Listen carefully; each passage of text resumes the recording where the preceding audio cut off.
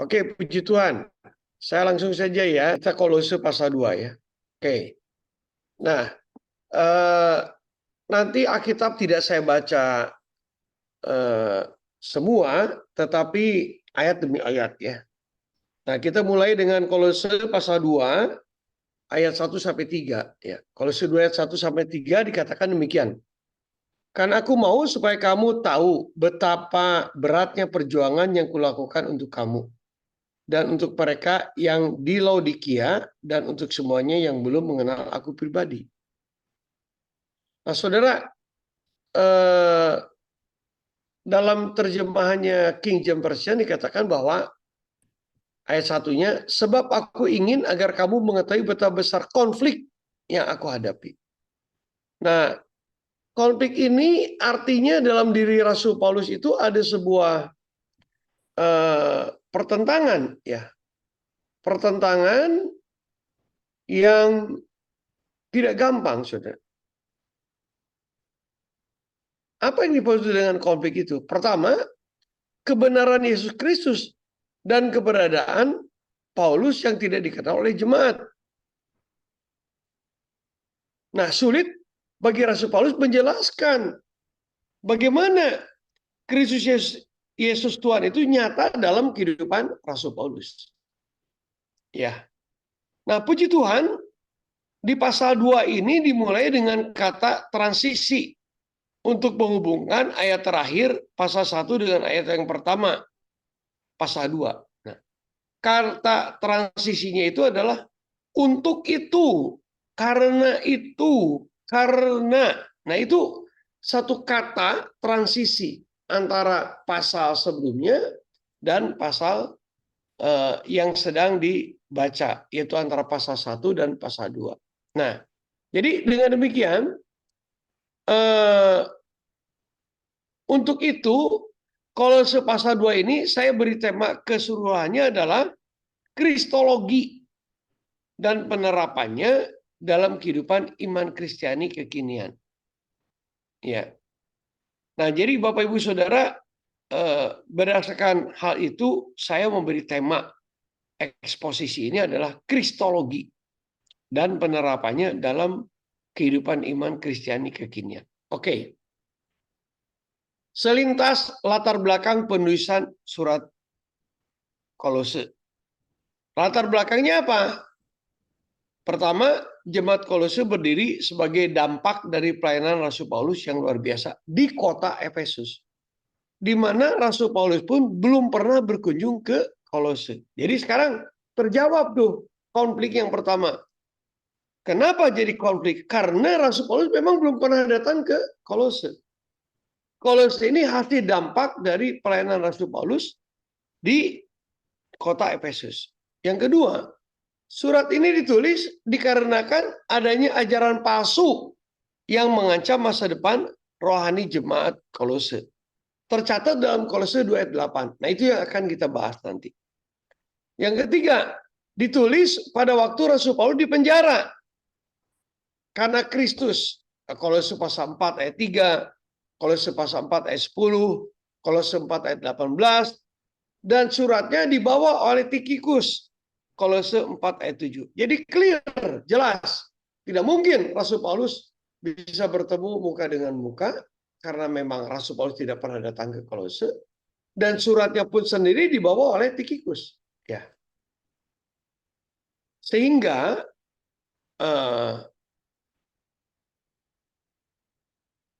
dengan demikian, saudara, kita akan mulai membahas tentang kristologi. Kristologi itu maknanya adalah kebenaran Kristus sebagai pusat kehidupan kekristenan. Itu kristologi. Kebenaran Kristus sebagai pusat kehidupan kekristenan. Atau dengan kata lain, sebagai orang Kristen, di mana kita menempatkan Kristus dalam kehidupan Anda dan saya. Nah, Bapak Ibu,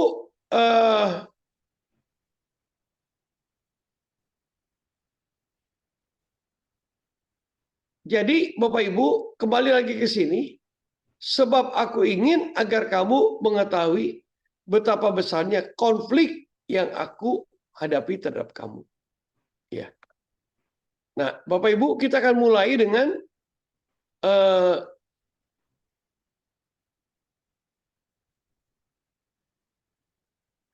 kebenaran Kristus sebagai pusat kehidupan kekristenan. Ya. Kolose pasal 1 ayat 28 sampai 29, ya, ini harus saya tarik ke belakang dulu. Dikatakan oleh Alkitab, kepada mereka Allah mau memberitahukan betapa kaya dan mulianya rahasia itu di antara bangsa-bangsa lain, yaitu Kristus yang ada di tengah-tengah kamu. Kristus yang adalah pengharapan akan kemuliaan. Dialah yang kami beritakan apabila tiap-tiap orang kami nasihati dan tiap-tiap orang kami ajari dalam segala hikmat untuk memimpin tiap-tiap orang kepada kesempurnaan dalam Kristus. Itulah yang kuusahakan dan kupergumulkan dengan segala tenaga sesuai dengan kuasanya yang bekerja di antara kamu. Jadi Bapak Ibu sering kasih sangat clear. Jadi yang dipergumulkan oleh Rasul Paulus adalah bagaimana meyakinkan semua orang itu adalah Yesus pusat kehidupan. Itulah yang kuberitakan. Jadi apapun yang diberitakan oleh Anda dan saya, Yesus Kristus. Ketika saya bertemu dengan seseorang yang mengalami persoalan kehidupan, maka yang saya nasihati kepada mereka adalah not my mind, bukan pikiranku. Not my principle. Tetapi everything is all about Jesus Christ. Segala sesuatunya. Jadi kalau saya berikan nasihat, ya tolok ukur saya Yesus. Apa yang saya ajarkan? Yesus Kristus. Nah itulah Bapak Ibu yang dimaksud dengan kristologi. Kristus menjadi pusat dalam hidup Anda dan saya. Bagaimana di kekinian? Dalam kehidupan relevansi sekarang saat ini. Apa betul Kristus Yesus yang diberitakan?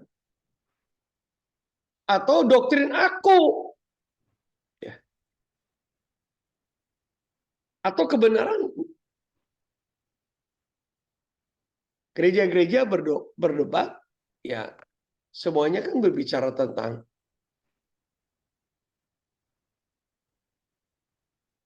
aku. Bukan tentang Kristus Yesus Tuhan. Oke. Jadi ya. Dengan demikian kristologi dan penerapan kebenaran Kristus dalam hidup kekristenan kekinian ini saya bagi 3 pokok pembahasan. Yang pertama, tujuan perjuangan Rasul Paulus. Yang kedua, misteri Kristus atau kristologi Yesus Kristus. Lalu yang ketiga, penerapan kristologi dalam iman Kristiani. 3 pokok bahasanya. Yang kita mulai dulu yang pertama.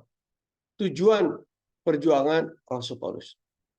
Nah, jadi tujuan dari pemberitaan nasihat ajaran yang berpusat kepada Kristus Yesus Tuhan adalah yaitu membantu jemaat Kolose untuk hidup dengan cara yang layak di hadapan Tuhan sehingga berkenan kepadanya dalam segala hal dan menghasilkan buah dalam setiap pekerjaan yang baik. Kolose 1 ayat 10. Saya bacakan buat Anda. Ini saudara masih bicara tujuan. Ya. Jadi tujuannya adalah ini Bapak Ibu.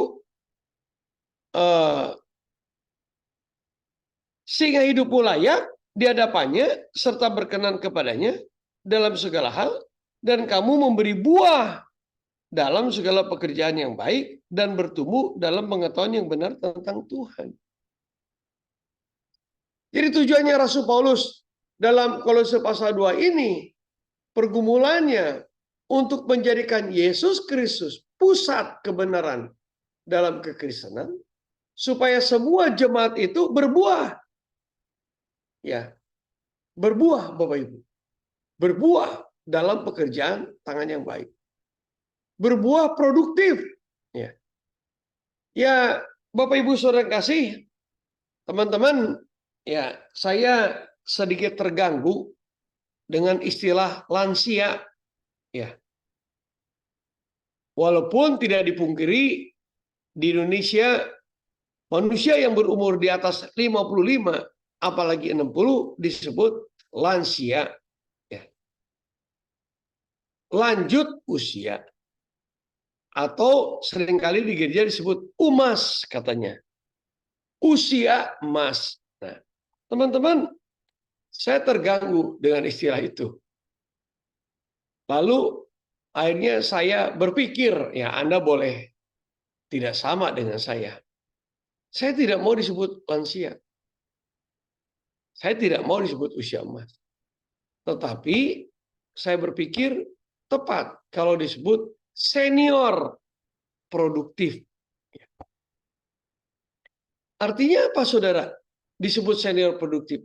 Karena tadi tujuan Rasul Paulus kita berbuah dalam pekerjaan yang baik. Usia boleh bertambah, bukan berarti kehidupan Anda dan saya tidak berbuah. Usia bertambah tidak bisa dibohongi dan tidak bisa ditentang. Berarti teman-teman dan saya adalah senior. Tetapi kalau kita percaya Yesus Kristus menjadi pusat dalam hidup Anda dan saya, maka pribadi kita menjadi pribadi yang produktif. Ya. Lalu kemudian Kolose 1 ayat 28. Ya. Kolose 1 ayat 28.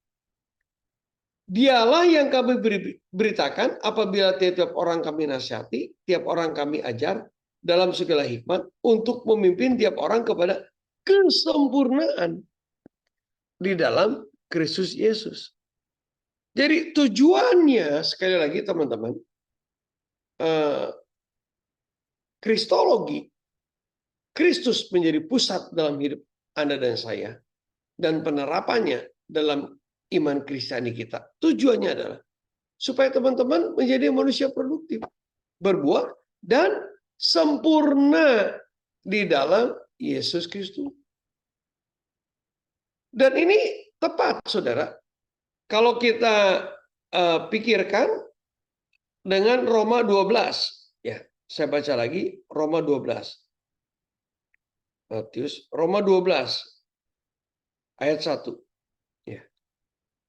Karena itu saudara-saudara, demi kemuliaan Allah, aku menasihatkan kamu supaya kamu mempersembahkan tubuhmu sebagai persembahan yang hidup, yang kudus, yang berkenan kepada Allah. Itu adalah ibadahmu yang sejati. Janganlah kamu menjadi serupa dengan dunia ini, tetapi berubahlah oleh pembaruan budimu, sehingga kamu dapat membedakan manakah kehendak Allah, apa yang baik, yang berkenan kepada Allah, dan yang sempurna. Saudara, menjadi sempurna di dalam Yesus Kristus karena Bapak, Ibu, dan saya mengalami transformasi. Bukan reformasi. Kalau reformasi itu perubahan posisi, saudara. Dari baik menjadi lebih baik. Itu dulu buruk, sekarang lebih baik. Itu namanya perubahan. Tetapi transformasi, totalitas perubahan bentuk. Metamorfosa dari ulat ya menjadi kepompong dan kupu-kupu. Itu transformasi. Dan Rasul Paulus menggunakan satu istilah transformasi. Jadi di dalam Yesus Kristus Anda dan saya mengalami perubahan bentuk. Dulu saya ulat, penuh dosa, penuh cacat celah. Di dalam Yesus sekarang saya metamorfosa, baik, berkenan, dan sempurna. Karena Yesus, saudara. Bukan karena gelar, bukan karena kekayaan, bukan karena kehebatan humanisme Anda dan saya, tetapi because of Christ, ya. Kita menjadi sempurna, dibenarkan oleh Tuhan kita Yesus Kristus. Nah, itu tujuan pertama, ya. tujuannya. Lalu kedua, kita akan bicara soal kristologinya, ya.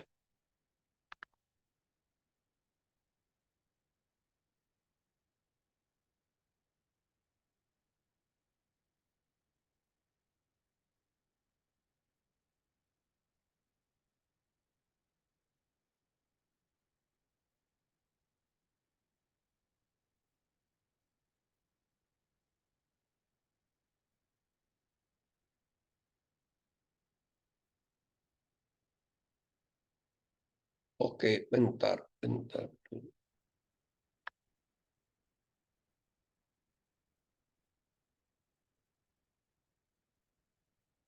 Oke.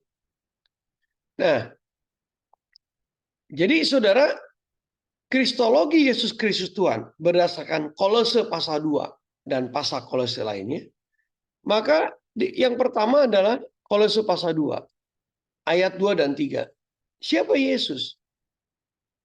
Kristuslah rahasia Allah, sebab di dalam Kristus tersembunyi segala harta, hikmat, dan pengetahuan. Jadi saudara, Rasul Paulus menegaskan tentang who is Jesus Christ. Ternyata di dalam Yesus Kristus terletak segala harta, hikmat, dan pengetahuan.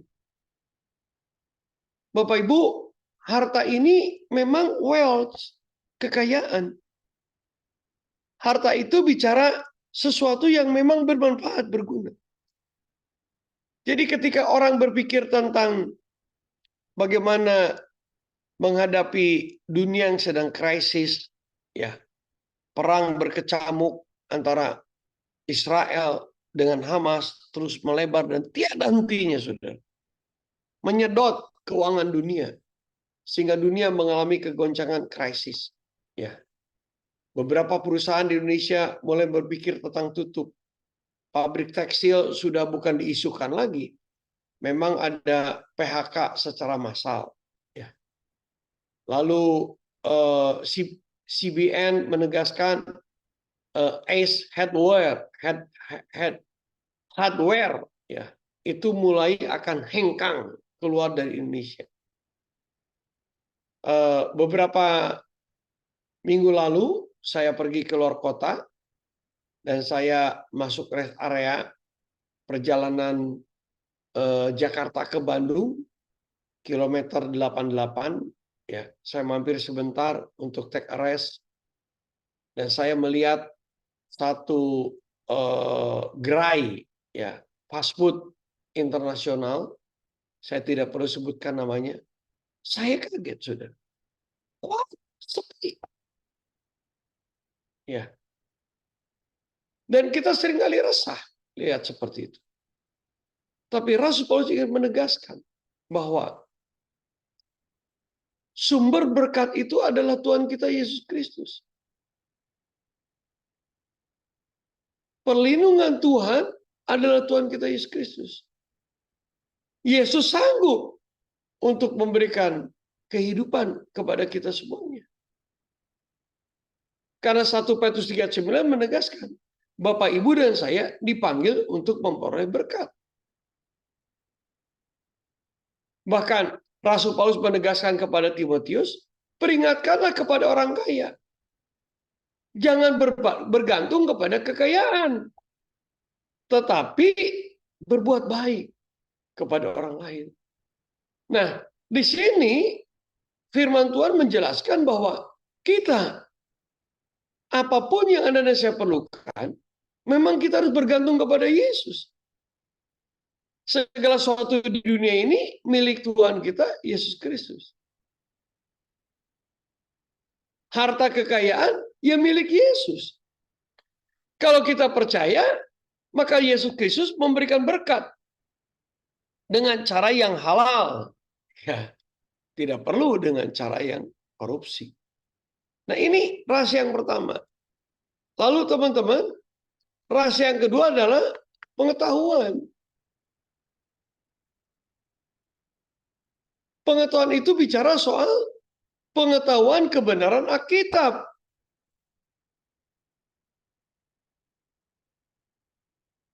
Jadi bukan knowledge tentang kekuatan diri kita dan lain sebagainya.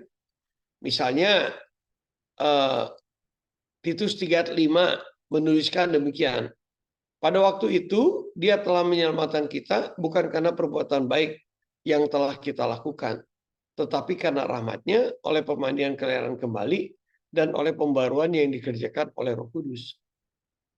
Ya, nah ini pengetahuan kebenaran kita, Saudara. Keselamatan hidup kekal itu bukan hasil karya manusia, bukan hasil karya perbuatan baiknya Tony Andrian, tetapi sungguh itu karena anugerah kasih karunia Tuhan. Nah, kita harus percaya kebenaran itu. Karena ini bicara kebenaran, saudara, cuma dua. Believe or unbelieve. Percaya atau tidak percaya.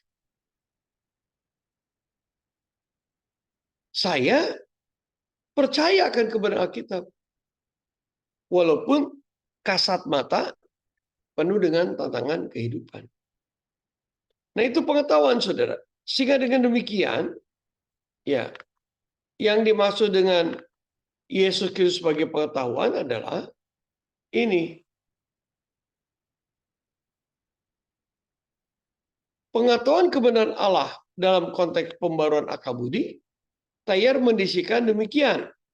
Ya, pembaruan itu adalah anakanosis, renewal, renovation, complete change for the better. Ya, oleh karena itu penulis menyimpulkan bahwa pengetahuan kebenaran Allah merupakan upaya Allah untuk mengembalikan keadaan hati dan pikiran manusia kepada kondisi mula-mula seperti ketika Adam dan Hawa diciptakan. Jadi pengertiannya pengetahuan akan kebenaran firman Tuhan itu adalah mindset Anda, mentalitas Anda, intelektualitas Anda di dalam Yesus Kristus dikembalikan kepada kondisi awal sebelum manusia itu jatuh dalam dosa. Jadi bagi orang yang memusatkan Yesus Kristus dalam kehidupannya, maka secara otomatis seharusnya spiritualitas kita, mentalitas kita, intelektualitas kita, atau akal budi kita mengalami satu pembaruan, dikembalikan kepada awal penciptaan sebelum manusia jatuh dalam dosa. Sehingga dengan demikian Bapak Ibu dan saya lebih mengenal Yesus Kristus Tuhan dengan sangat baik. Nah, lalu tentang hikmat, ya. Tadi kan dalam Kristus ada pengetahuan, ya. Lalu tentang hikmat, ini saudara, makna hikmat itu pengetahuan umum dalam kepercayaan Kristiani. Makna hikmat ilahi, kebijakan moral dalam kehidupan benar, karakter Kristus, pikiran dan perasaan Kristus. Itu hikmat. Jadi bicara hikmat, Bapak Ibu, bukan sekadar pintar. Ya. Tetapi bicara soal moral. Karakter, Bapak Ibu. Karakter Kristus. Mengalami transformasi cuma satu. Di dalam Kristus.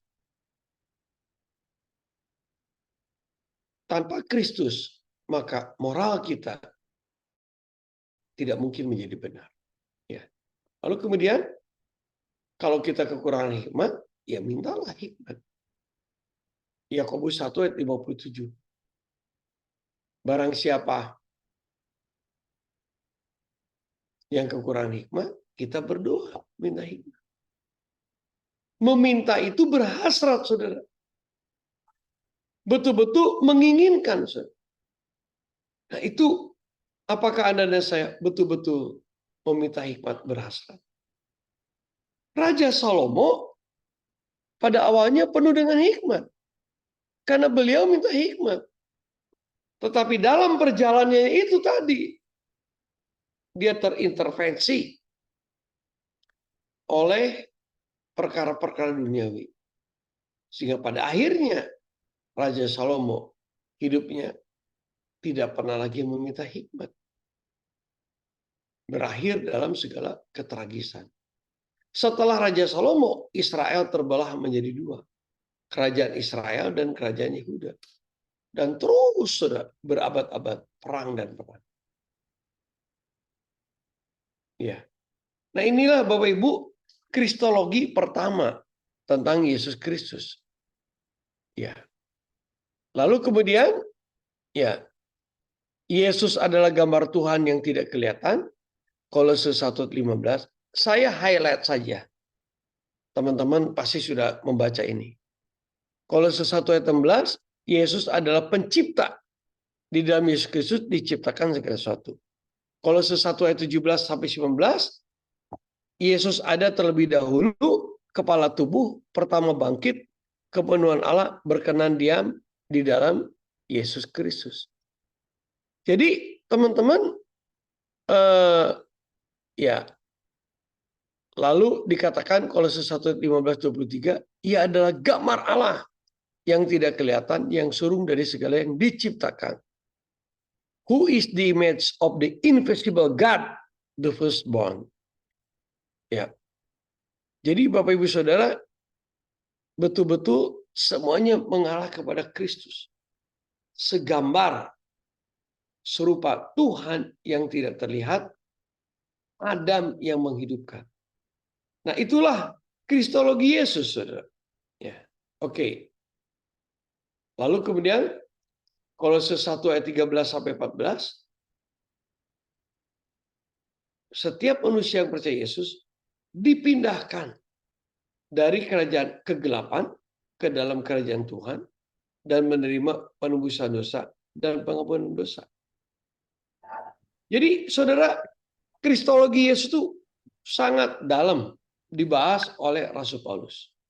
Oke, nah yang ketiga ya teman-teman, bagaimana penerapan kristologi dalam kehidupan iman Kristiani? Sederhana. Kolose 2:6-15. Kamu telah menerima Kristus Yesus Tuhan, karena itu hendaklah hidupmu tetap di dalam Dia. Hendaklah kamu berakar di dalam Dia, dibangun atas Dia.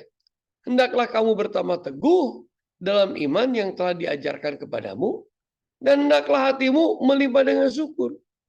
Hati-hatilah supaya jangan ada yang menemani kamu dengan filsafat yang kosong dan palsu menurut ajaran turun-temurun dan roh dunia dan tidak menurut Kristus. Nah inilah saudara yang tadi dikatakan di awal bahwa Rasul Paulus menulis surat kepada jemaat Kolose supaya menahan ajaran-ajaran palsu yang menentang Yesus Kristus, yaitu filsafat yang kosong dan palsu.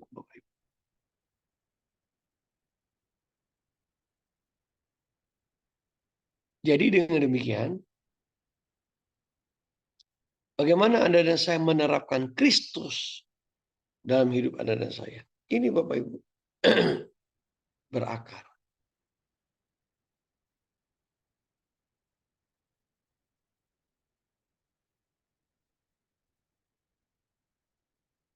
Ya, berakar. Perhatikan di sini. Kalau akar dosanya kenajisan duniawi, akar dosanya hawa nafsu hewani, kebohongan kebobrok, ini sudah maka buahnya. Buah dosa, buah laknat, keluarga bobrok, buah dusta, buah benci, buah sengsara, miskin, persoalan tanpa solusi, buah kepahitan. Itu sudah. Manusia dunia pasti ini. Manusia transformasi dalam Yesus Kristus Tuhan, maka ini Bapak.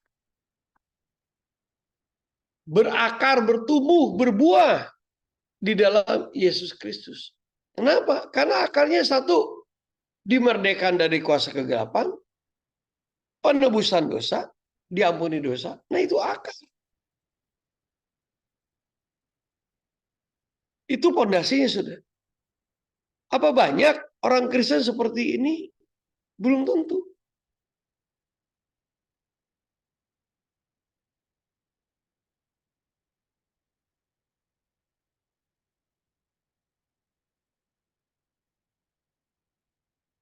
Ya, ini sudah. Jadi jauh berakarnya. Perdamaian oleh darah salib Kristus antara bumi dan surga menjadi kudus dan tak bercacat. Segala hutang dipakukan di atas kayu salib. Ini iman kita. Dan ini teman-teman menjadi akar buat Anda dan saya. Ini yang perlu Anda dan saya terapkan. Ya.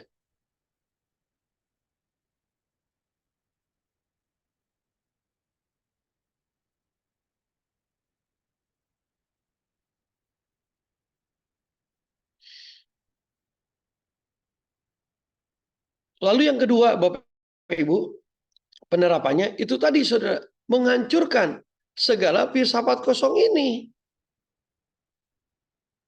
Ya. Hati-hatilah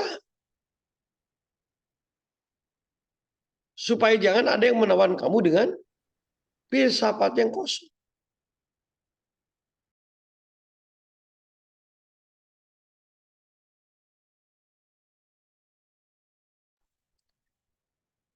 Filsafat yang kosong, palsu, menurut ajaran turun-temurun. Tradisi, Bapak Ibu. Kata orang tua dulu. Dan roh dunia.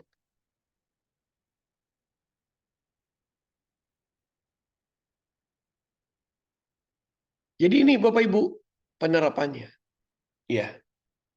Nah itulah Kolose pasal 2, ya, yang saya beri tema Kristologi. Yesus Kristus pusat dalam kehidupan kita dan bagaimana menerapkannya sepanjang masa untuk hormat kemuliaan Yesus Kristus. Oke, itu firman Tuhannya. Mohon Bapak Pendeta Wilson boleh berdoa dulu Pak buat firman Tuhan. Nanti kalau ada pertanyaan kita diskusi ya. Silakan Pak Pendeta Wilson berdoa.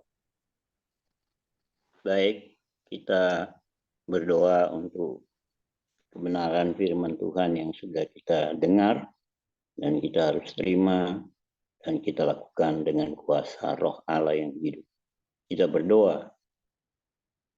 Bapa Allah sorga, patutlah pujian syukur, hormat dan kemuliaan hanya bagimu di dalam nama Tuhan Yesus. Karena kami kembali diterangi, dituntun, diajar oleh kebenaran firman-Mu. Amin. Untuk tetap tinggal di dalam kasih, kuasa, rencana, dan pemakaian Tuhan sendiri. Supaya kami menjadi berkat dengan segala berkat dari sorga. Karena itu Bapa, terima kasih kami bersyukur. Demikian hamba-Mu, Pak Tony yang sudah Tuhan pakai malam ini menuntun kami dengan terang firman-Mu, hikmat, akal budi Roh Kudus, menaungi hamba-Mu, sidang pelayanannya, bahkan kaum keluarganya. Ada urapan kuasa dari Amin. Allah yang maha tinggi untuk kehidupan yang sesuai dengan kehendak-Mu, yaitu menjadi saksi yang setiawan dan setia semua kami sampai akhir kehidupan di bumi ini. Di dalam nama Yesus, kami akan melanjutkan dengan diskusi, memberikan tanggapan, kelengkapan di dalam kebenaran-kebenaran firman-Mu, dan hanya dengan hikmat, akal budi Roh Kudus memampukan kami untuk melakukan firman dan saling mencerna di dalam kebenaran firman Allah. Bapa yang kudus, kami berdoa bersyukur, kami sudah dengar firman-Mu di dalam nama Tuhan Yesus. Haleluya. Amin. Terima kasih, Tuhan berkati kembali kepada hamba Tuhan Pastor Tony. Oke, terima kasih Pak Pendeta Wilson untuk doanya.